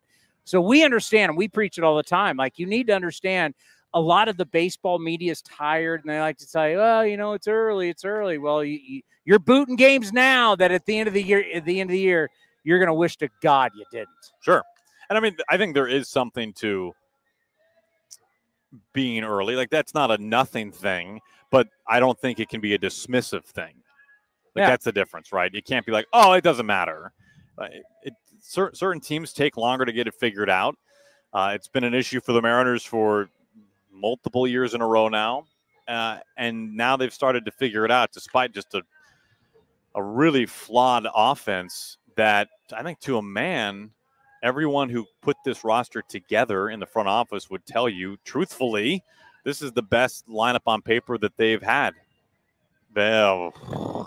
Like for a long time, certainly under this current regime. Mitch Haniger, who came back to the Mariners. When we talked to him in spring training and we look at the lineup, he said, yeah, this is the best lineup I've been a part of during my time with the Mariners. The pieces are there. It's funny. The guys who have carried the Mariners through the first 2 months are the complementary pieces. It's been Dylan Moore. It's been Josh Rojas, the two guys at the very top. And then it's been the Mitch Garver, the Julio, the Polanco, those guys who have really struggled. I mean, it's kind of funny how that's worked out. Luke Raley was seen as a complimentary piece. He really came on in the last month. So if you had the production from those guys plus what you're expecting from the studs, I mean, watch out. Where could they be? But it hasn't happened. I think there's belief that eventually those guys start to play like you think they will, but it hasn't quite gone to script yet. Let's end on this. Let's go around the division. Mm-hmm. Your thoughts? A's are different. Sure. Angels, I don't know. And then a big kind of flip the coin. Astros going to be sellers at the deadline? Are they still going for it? Texas Rangers are under 500 for the first time under Bruce Bochy. Just kind of an overview of the division. Yeah, we'll start at the bottom. It's funny. Gary Hill, one of my very good friends and broadcast partner with the Mariners, he bet in spring training. I say bet. We were just talking on the air. He was saying that he thought that the Angels would finish last and that the A's would finish above the Angels. Good on him. Yeah, so he and I have been going back and forth with that through the first couple of months of the season, which has been fun. We just saw the Angels for the first time. I mean, they have no identity. It's dreadful. They haven't developed a starting pitcher in a decade, right? I mean, they're in rough shape, man, and they're going to sell. Obviously, they got pieces they can sell. In terms of the Texas teams, I can't even wrap my mind around the Astros selling. And yet, when you start running the math out and what they're going to start to need to do to catch the Mariners, if the Mariners continue to play well, like it's counters flip to June now, right? I mean, it starts to really pin them in a corner. The Rangers, I think I can't remember the last time there's been a World Series champ that has had less of a reigning World Series champ feel to me than the Rangers. Because, as you know, they were a critically flawed team last year, and then their flaw caught red hot in the playoffs, helped out by days off, helped out by a manager who knew how to massage it, and credit to the players. The pitchers pitched great. The Kirk and Spores were phenomenal. Yeah, they're phenomenal, right? But okay, your lineup's going to have to stay healthy and do all that again, and your pitching staff, which is really injured. You got 3 starters on the IL to begin the year. Are you going to be able to somehow pitch better? And that hasn't happened, right? They're still flat on their bullpen. And now Carter's on the IL for sounds like a month and wasn't playing well to begin with. I enjoy watching the Rangers hit when they're not hitting against the Mariners. It's a really fun lineup, obviously, but like that was a flawed team to begin the year with. So it doesn't surprise me at all the struggles that they're going through right now. I'm sure everybody up in your neighborhood's fired up. First place, right? I mean, it's funny, like, yes, and yet there's still so much attention on how much the offense has struggled. I think it's hard for people to wrap their mind around the fact that, they're actually well above 500 in first place. It's just teams win in different ways, you know? Yeah. Like the Ravens needed Trent Dilfer to win a Super Bowl, right? Like, great example. They went 4. They're the only Super Bowl team ever to go 4 straight games without scoring a touchdown in the regular season. They're the only team. They didn't score a touchdown for 4 games and end up in the end winning the Super Bowl because how good their defense was. Mariners just needed Trent Dilfer, man. That's all the Mariners need. Oh. On that note, roof's been open a lot this year, it seems like, up there. Weather been better this year? I haven't noticed it. I mean, we've had some days, not quite like this, but it just poured rain the other day as well. So I mean, it's still Seattle, man. Like nothing's changed. It's all right. I dumped on you early, but I got you going to my hot take. Mariner moves in the World Series. You're one of our favorites. Hey man, it's great. Always have been. You're one of the for sure top talents in the game. As I like to say, they better ink you up soon. Wow. They better ink you up soon. Better be a long-term deal. All good. You sure? All good. I mean, that national thing's coming soon, so I'd ink you up long-term. Oh, you'll have both anyway. When you're a star, you're a star. Have a good call tonight. Great seeing you, man. We got more coming up next right here. 10-cent beer night. How could it possibly go wrong? Right here on A's Cast Live. This is Chris Townsend. I'm proud to announce our Year 2 partnership with Link Soul. They've changed my wardrobe, and they can do the same for you. And right now, their spring collection is fabulous. Natural fabrics and versatile styles, perfect for this time of the year. And they want to introduce their performance line for golf, premium for on-course apparel, design, and to keep you cool and dry. Check it all out, linksoul.com. That's linksoul.com. Remember, look good, play good. Whether it's a midweek trip to the ballpark to catch a game or a weekend of baseball for the family, grab your tickets for an A's game this season. Secure your seats today for all the biggest matchups, fireworks, drone shows, giveaways, and more. Don't miss out on all the things happening this season. Rose and Seth. It's a drive into center. It's deep, and Straw is back at the track. He will turn and watch it fly. So grab yours now at athletics.com/tickets. That's athletics.com/tickets. Hi, fans. This season, Kingsford Capital Management is the official hedge fund sponsor of the Oakland A's. At Kingsford, down to business is their way of seeing the world. Investing has its pitfalls, treacherous chasms of half-truth and despair. Kingsford's mission is to create opportunity through application of proven innovation and entrepreneurial focus with trust, tenacity, loyalty, and growth, establishing a strong reputation as a proven intendant and validated bedrock of American finance. Kingsford Capital, down to business. Ever wondered what a 30-foot tall pistachio looks like? A giant redwood or Big Sur? Chevron with Techron will be there to help you see them and tons of other places you have to see to believe. Because with unbeatable mileage and a clean engine, cars feel great. So next time you want to fill up on a little adventure, an awkward family photo, or a new commute to work, make sure to fill up at Chevron's along the way. Your car and your memories will thank you. Chevron with Techron, fueled by possibility.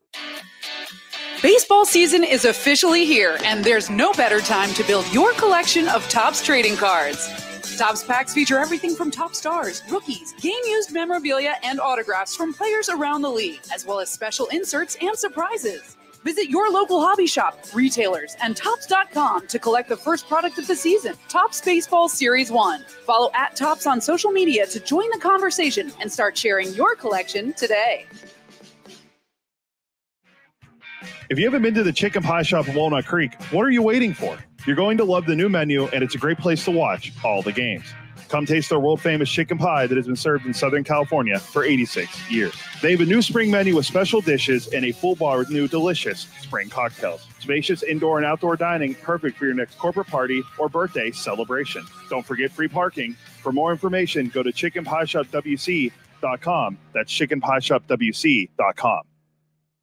If you're looking for a new mattress, Nest Bedding has you covered. Sleep on the same mattress Hall of Famer Ricky Henderson sleeps on.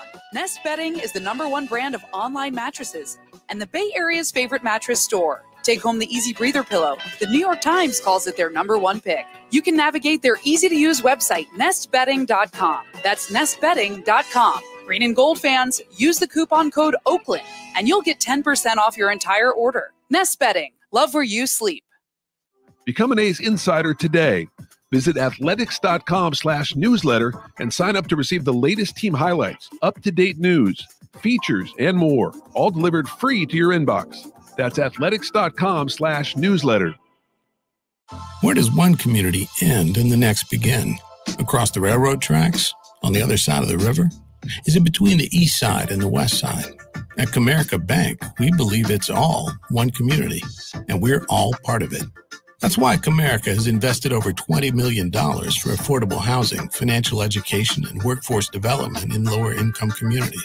Because when we raise expectations for everyone, we all rise. Member FDIC, Equal Opportunity Lender. With the sunshine returning, it's time for golf, and more golf at Cinnabar Hills Golf Club. Cinnabar Hills is also your destination for great food with their beautiful renovated restaurant and quality craft beer selection at their full bar. Featuring a grass driving range and 27 championship caliber holes, Cinnabar Hills Golf Club is the best public course in the Bay Area. For more information, go to cinnabarhills.com. That's cinnabarhills.com. This is the place where you can dance like nobody's watching, win like nobody's business, and get away like you mean it. So what are you waiting for? Come join the party. Take that evening out and make it a night you'll never forget.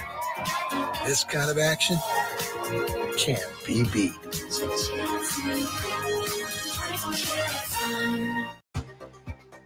Introducing Ultimate Speed for Business, our fastest internet plans yet. Now existing customers could get up to triple the speeds at no additional cost, and it's all from Comcast Business. Get started with internet and security for $49.99 a month for 12 months with a 2-year contract. Plus, ask how to get up to an $800 prepaid card with a qualifying internet package. In 6/23/24, restrictions apply. New customers only with 150 megabits per second internet and security edge. EcoBell and autopay required. Equipment, taxes, and fees extra. Up to 3 times downloads for existing essential and standard internet customers. Now back to A's Cast Live. Here's Chris Townsend. All right, Mariners on the field. Beautiful day in Oakland. Got a bunch of people here behind the cages watching batting practice. Do we call them cage whisperers too, or is that just Johnny? It seems like they do more work than Johnny. I mean, Johnny shows up, eats a free meal. Bro, no, bro. Like hugs everybody. He's like, he must have been the worst during COVID. And then, bro, barely talks for a couple innings, and that's his job. It's amazing. Happy birthday, Scott Service. How old is he? 57. He's out throwing BP as we speak right now, the manager on his birthday.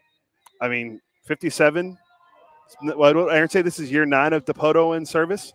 It's a good run.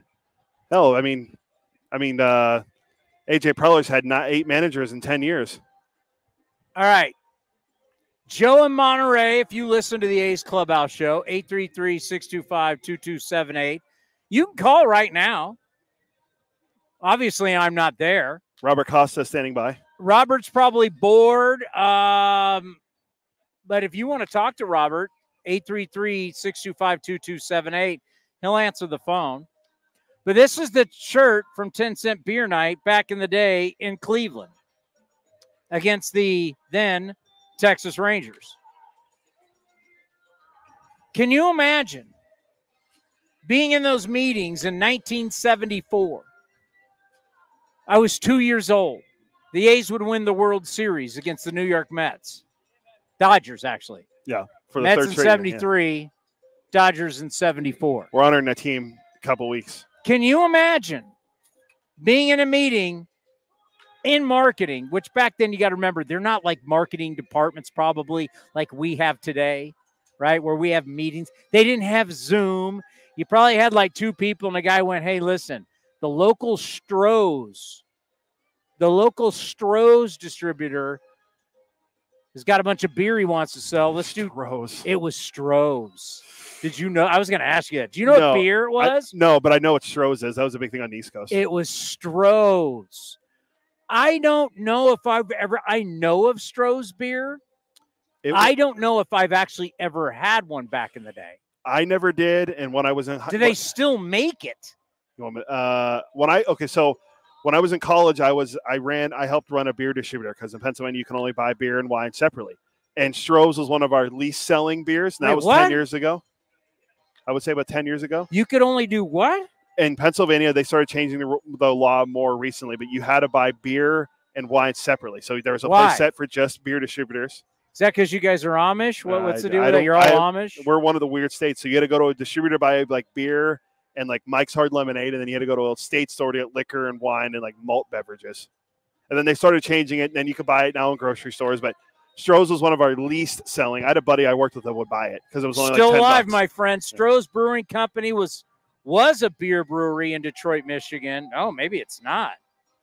174 years. 1999, business defunct and brewing of the original beer ended in 2000.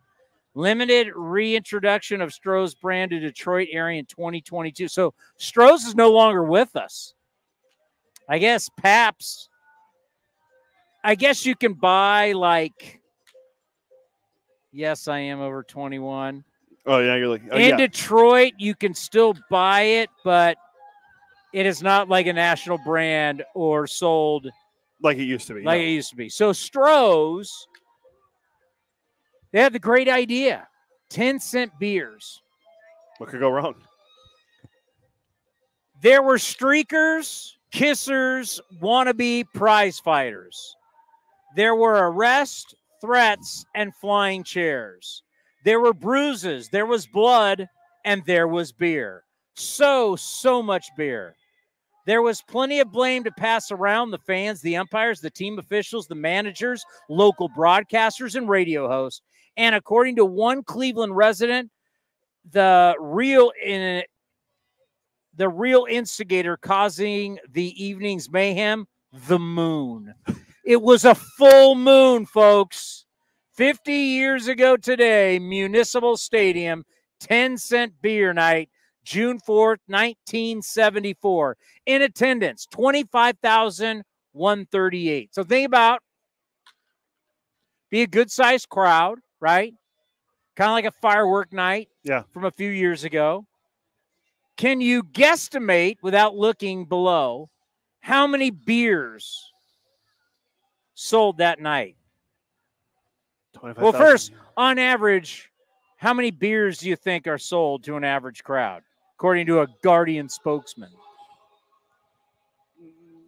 Is this a night or a year? A night. Oh, wow. 20,000? Close. 23,500. Okay. We're guesstimations here. Yeah, I'm guesstimating with guesstimations. A big crowd. Okay. I would say about 63,000. 65,000 beers were sold. And then when they started really investigating this, not everybody was drinking. I mean, you would think that there would be, were DDs a thing back then? 65,000 beers were sold at a baseball game to 25,000 people, and not everybody was drinking. Some drank just a little when they did the investigation. So that meant that when you went to get your Stroh's, quote from somebody who was participating in this, I saw 5 fans standing in the beer line, each getting the maximum 6 cups. That's 30 beers. Oh, these guys were getting 30 beers. Some of them drank 2 cups, and the others inhaled nearly 10 apiece for $1. It's incredible. The security guard was quoted saying he saw kids that couldn't even be more than 14 years old were drinking beers. Hey, to quote A-Rod, it was a loosey-goosey era. You had maybe they were teenagers shoveling down Stroh's beers, and it was 10 cents. Nobody's checking IDs. Nobody. And they even didn't they increase security that night too? Like they put more security guards on? Yes, they increased security from 32 to 48. And in the end, one police officer, somebody representing the police, said, we needed 20,000 off it. We would have needed 25,000 according, let's see. Wait. So the umpires, so I can kind of give you a little, it got really ugly. They had to get the umpires out of there in unmarked cars. And the chief of stadium security said, quote, we would have needed 25,000 cops to handle this crowd. So essentially what happened was they got so blown up, people started, at first it was the lady went out there, showed her breast, wanted to kiss the pitcher. Ha, ha, ha. Slowly but surely, it was then the streaker. So you had a naked man on second base. Ha, ha, ha. But it just started being more drunk, getting worse, more on the field to where it just exploded. Jeff Burrows is out there, pretty known player at the time, fighting fans. They're trying to grab his cap. I mean, when you read some of these articles of what it was like, Cleveland pitcher Tom Hilgendorf absorbed a metal folding chair to the head. So you had chairs. There were chairs that were not bolted down. So picture the third deck of the Coliseum and people just chucking chairs. I mean, someone could have been killed easily on this. When I read folding chair, I was like, so did they hit him with a steel chair like in WWE? This was not like WWE. Cleveland players, bloodied, bruised, and shouting in frustration, returned to the home clubhouse. So they had been in a brawl with this exact same Ranger team the week before. And there were Ranger fans that were throwing beers and throwing stuff onto the Cleveland players, and they had criticized the Texas fans. But obviously this had nothing to do with that. This had everything to do with people were drinking, consuming such a large amount of alcohol. It is hard to believe. It had to be great marketing for Stroh's for a little bit there, right? I mean, how many beers you sold and all, but this is, I mean, we're bearing one of the biggest things. Billy Martin was involved in this. Well, Billy Martin got like a bat, got his players, got a bat, got a helmet, and they rushed out to help Jeff Burrows out in right field. When you've got the manager and people putting on helmets and grabbing bats and going out to the field to fight the fans, this is not a promotion that's going well. No, it's almost like they're getting on riot gear, like they're going to fight off the crowd. Yeah. They had to go get their guy. We're going to, and the thing was, here you had the week before, we had Cleveland, and you had Cleveland and Texas players fighting each other the week before in Texas. Now the Cleveland guys came out of the dugout to help fight the crowd. So Rangers and Indians players were fighting the Cleveland crowd together, a band of brothers. And what happened? The game ended up being like a forfeit, right? Yeah. So it was the first forfeit since like 1970. There was a forfeit in 1971. But wow, I mean, wild times, Major League Baseball. And it kind of leads me to, do you have the Tommy Pham? I don't have the audio of it. I can probably get it real quick. You didn't get the Tommy Pham audio? Well, I think we can effort it from Twitter, and I think it might be, I think they bleeped it. Yes, they did bleep it. And why I'm bringing up Tommy Pham, this means nothing to a lot of people. I get it.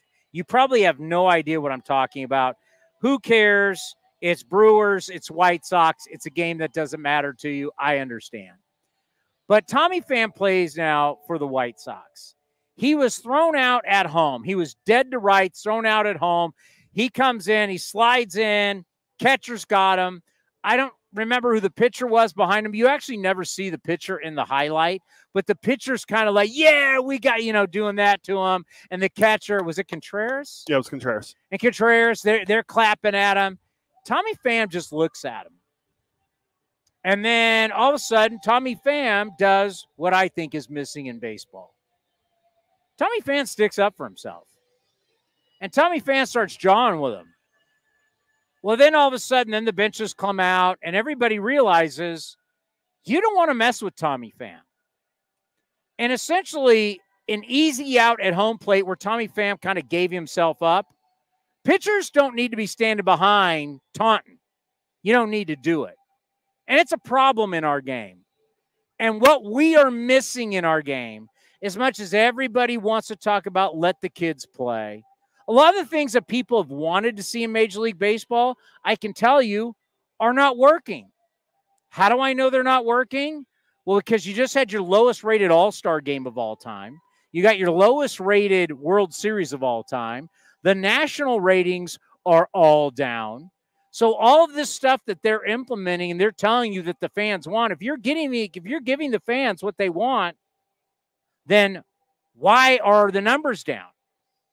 See, we've got people in our business who are selling to us, well, the business is still making a ton of money. There's no question about that. But in business, if you're making money and you're getting less popular at the same time, that's not sustainable. And that's not good. Yes, there's money coming in globally right now. There's global dollars for all professional sports leagues, and they're all making money. But when the actual popularity of your sport is going down, that ultimate revenue at some point, I don't know when, what year, that won't be there. But Cody, does that make sense? Just sitting here saying, look how money we're making. You're like, I get it, but your actual popularity, like the fact that you sold your app to Disney, the fact that you got merchandise being sold, and I mean, there's all these different ways that they make money, not only domestically, but globally. But the actual popularity of people loving your sport is not the same. And you've done all of this, let the kids play, let's make the game safer, and it's not translating. Tommy Pham, after the game, had this to say to the media, and I absolutely love it.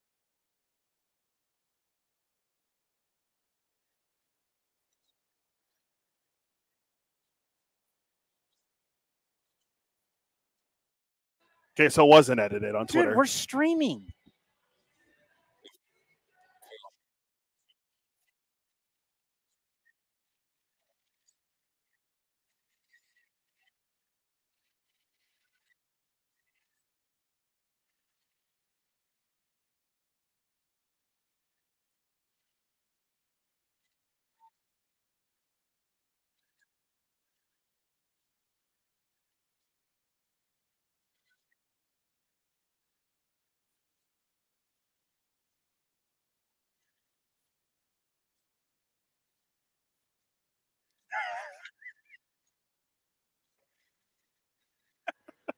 Now, we apologize. We thought it would be edited. Once again, we're streaming. We're not on terrestrial radio.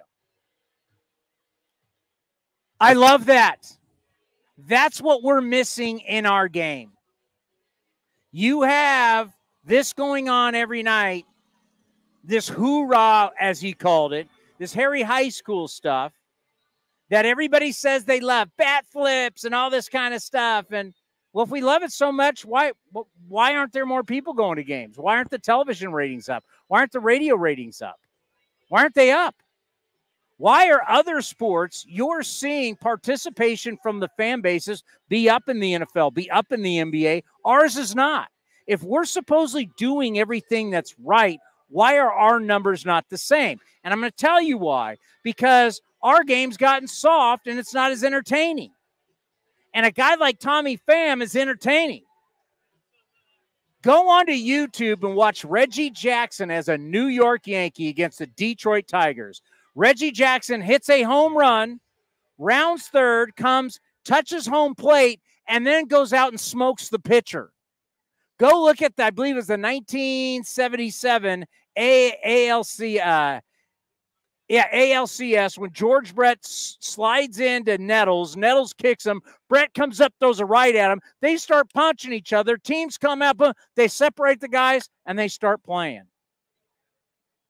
Baseball should be played by tough guys.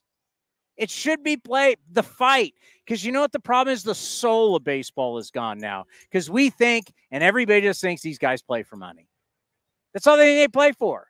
We're so worried about, we don't want guys fighting. We're worried about getting them hurt. They get hurt anyway. They get hurt. We don't even want to play them anymore. And all they do is get hurt.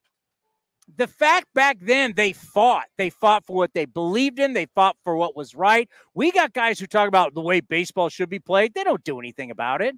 Max Schuemann, last time he played the Mariners of Seattle. Remember he hit that ball and he looked into the dugout like he did at that time, hitting under 200? They did nothing. They can hit him this series? No. Back in the day, you're a rookie who did that, you get drilled. Will Clark was just talking with Eric Burns the other day on their podcast thing, where he was talking about a rookie pitcher in Chicago who hit a couple giants, got the first, he came up to the plate, Mike Krukow drills him. Guy comes to first base, says, throw, what's up with that? He goes, hey, you keep hitting us, kid, we're going to keep hitting you. He said all of a sudden that kid found his control. The way the game was more entertaining when there was physicality in it. Now, everybody tries to, let the kids play. Well, if it's so entertaining the way people have tried to change this game into a softer game, why aren't more people into it? It's a fair point. I mean, I had no problem with what Tommy Pham did. I know I sent it to a few of my buddies, and they're like, I can't stand Tommy Pham. It's like you realize people love football because of physicality. That's why it's king. That's why people love football. We love the physical side of sports. Baseball's tried to take it away. Oh, there's no room for that in our game. We've heard so much about how there's not room for all this different stuff in our game. Well, then why isn't it translating to success? Are the kids flocking to our sport? No. I mean, the way we play, we're basically, baseball is all turned into like one big showcase game. Every game's a showcase game. Like we're missing the passion, the love that you guys play for these teams, that I show up instead of we're all going to the All-Star game and taking selfies of each other. Back in the day, the National League hated the American League and the American League hated the National. That's what entertainment is. People want to win and beat each other. Now everybody's playing for contracts and money. Where's the soul of the game now? And Tommy Pham, hey, it says something that you got a guy like Tommy Pham on a terrible team who's still winning to stand up and fight. That says something about character right there. How many guys playing on bad teams? I mean, Cody's printing me out. There's a top 10 questions. You want to? Hey, let's go over how many teams are going to sell and how many teams are at 500 and how many teams don't care and don't want to win. It's all we hear about our sport. Guys don't want to try. Guys don't want to win. Sell, rebuild, sell, rebuild. At least Tommy Pham's getting up there and standing for something and wants to win and is willing to kick somebody's ass for it. I don't know. UFC seems to be pretty successful. Why? Because guys are willing to stand up for something and fight for it. Where's the damn fight in our game? Where? Where is it?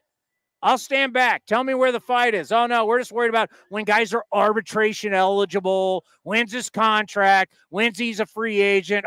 Boris didn't get him the money. Where's Chapman playing this year? I don't know. It's like, where's the soul of the game, the essence of the game where we're playing for something? How many people you hear in the other sports, oh, my God, what it would be to win the Super Bowl? It'd be the greatest thing in the world. Do we hear about that, about the World Series? No. No, we hear about guys' contracts. And market size. Market size. Well, they're not big enough. And, they're not big enough. So they're never really going to try and win. So just sell. And does anybody talk about the word? Like NFL owners, now I understand. NFL owners, no matter what happens, they win. But NFL owners seem like they would give everything they have to win a Super Bowl. Do you get that sense in baseball? No. No. Because, good example real quick. The Mets last year, Steve Cohen was all in. By the trade deadline, they traded away the two big guys they signed as free agents. So, that's why I just wanted to highlight Tommy Pham, because you know what? You may not like what's going on. You may not like Tommy Pham. Hey, we found somebody who's willing to fight for something. He does all Trade for Tommy Pham. Get him here. I want to see somebody who's willing to stand up for what he believes in, stand up for his teammates and fight for something versus everybody is like, oh, he's now on the 60-day AL. Oh, this guy's mad because he didn't get this contract. Where is the soul of our game? We got to find that again. Bat flipping isn't going to do it. If bat flipping and let the kids play was so great, don't throw at anybody, don't fight, if it was so great, the ratings would go up. The attendance would go up, the ratings would go up, television, radio would all go up. Global money coming in is great, but making money while your product is getting less popular, not a great business plan. My 2 cents. I'm done. Yes. Who's coming up next? We're going to play greatest moments in Oakland history before A's Total Access. Vince Cotroneo does an unbelievable job with these. Can we just say it now? Vince is phenomenal with these. We'll have the newest one. I'll have the newest one they're up outstanding. Tomorrow. Part 4 will be up tomorrow. We want to thank Max Schuemann, Aaron Goldsmith, Johnny D. Tomorrow's show. Is Max Schuemann one of the best stories going? Yeah. If you don't love the Max Schuemann story, you don't love puppies. Oh, wow. Yeah, okay. I'm going to go there. I'm going to end it on that. Emo tomorrow on the show. Who? Emo. Do. Yeah. Paging. Dr. Emo's on the show tomorrow? Yeah, I talked to him earlier. What's the weather going to be like? Same as today, I think. So warm. Warm. That's where it should be. It's baseball season. It's supposed to be hot. Maybe it's going to be like 60 on Friday. Is it really? Back to sweaters? Yeah. Link Soul Sweaters on Friday. Support our sponsors, nestbetting.com and Link Soul. Coming up next, it's A's baseball, A's and the Mariners right here on A's Cast and the A's Radio Network. Where does one community end and the next begin? Across the railroad tracks? On the other side of the river? Is it between the east side and the west side? At Comerica Bank, we believe it's all one community, and we're all part of it. That's why Comerica has invested over $20 million for affordable housing, financial education, and workforce development in lower-income communities. Because when we raise expectations for everyone, we all rise. Member FDIC, Equal Opportunity. This has been a presentation of the Oakland Athletics.